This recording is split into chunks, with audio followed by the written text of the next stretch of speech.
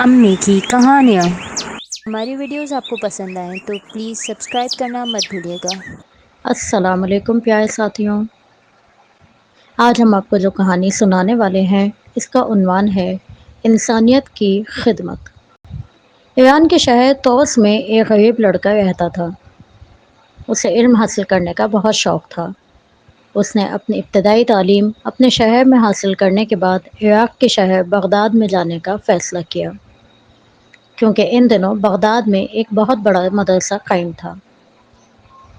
جب یہ داخل ہونے کے لیے مدرسے گیا تو اس کے پھٹے پرانے کپڑوں کو دیکھ کر مدرسے کے منتظم نے صاف انکار کر دیا۔ انہوں نے بہانہ بنایا کہ ہمارے پاس تمہارے لیے کوئی خالی کمرہ نہیں۔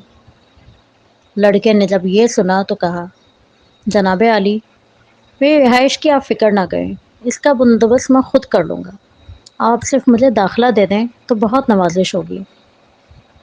اب مجبوراً منتظم صاحب کو داخلہ دینا پڑا۔ لڑکے نے اپنے رہنے کے لیے چھوٹا سا کمرہ کرائے پر لے لیا۔ یہ کمرہ بہت خراب سا تھا۔ اس کے اوپر ایک نالہ بہتا تھا جس کے گندے پانی سے کپڑے گندے ہو جاتے۔ وہ رات کو باہر جا کر اپنے کپڑے دھوتا رہتا کہ صبح مدرسہ جانے کے لیے پہن سکے۔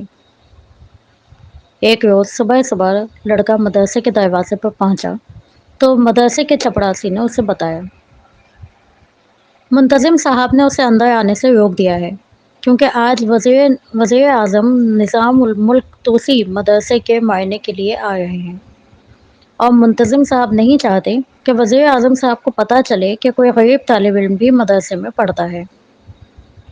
اب لڑکے نے جب یہ سنا تو بہت افسردہ ہوا۔ ادھر نظام الملک توسی مدرسے میں آئے تو انہوں نے منتظم سے کہا، مدرسے کے کچھ طالب علموں کو یہاں بلائیے، میں ان سے ملنا چاہتا ہوں۔ منتظم صاحب نے تمام لڑکوں کو بلا بھیجا جو بہت لائق سمجھے جاتے تھے۔ نظام الملک نے پوچھا، بیٹا آپ علم حاصل کر کے کیا کرو گے؟ کسی نے جواب دیا، بڑا افسر بنوں گا۔ کسی نے کہا، میں دنیا کی سیر پہ جاؤں گا۔ نظام الملک توسی کو یہ سن کر بہت غصہ آیا اور انہوں نے کہا، میں نے یہ مدرسہ اس لیے نہیں بنوایا کہ لڑکے یہاں کر اپنا اور اساتذہ کا وقت ضائع کرتے ہیں۔ اگر کل تک مجھے کسی نے علم حاصل کرنے کا صحیح مقصد نہ بتایا تو میں یہ مدرسہ بند کر دوں گا۔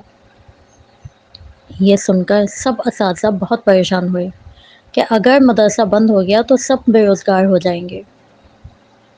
ابھی یہ باتیں سب سوچ ہی رہے تھے کہ طالب علم کو جانتا ہوں جو بہت محنتی ہے، مگر آج وہ مدرسہ نہیں آیا، اگر اسے بلایا جائے تو کام بن سکتا ہے۔ سب استاد اس بات پر متفق ہو گئے، لیکن منتظم صاحب نے مخالفت کی اور پھر اپنی نوکری بچانے کی خاطر مان گئے۔ یہ وہی لڑکا تھا جسے مدرسہ آنے سے روک دیا گیا تھا۔ اس کو بلا کر وزیر اعظم نظام الملک توسی کے سامنے پیش کیا گیا تو وزیر اعظم نظام الملک توسی نے اس لڑکے سے پوچھا، تم علم حاصل کر کے کیا کرو گے؟ لڑکے نے جواب دیا، جناب میں علم حاصل کر کے انسانیت کی خدمت کروں گا۔ وزیر اعظم نظام الملک نے یہ سن کر خوش ہو کر اسے گلے لگا لیا اور کہا، جہاں ایسے طالب علم پڑھتے ہوں ایسے مدرسے کو چلتے رہنا چاہیے۔ چنانچہ وہ مدرسہ بعد میں ترقی کر کے جامعہ بن گیا اور طالب علم نے اپنا وعدہ نبھایا اور ساری زندگی انسانوں کی خدمت کرتا رہا۔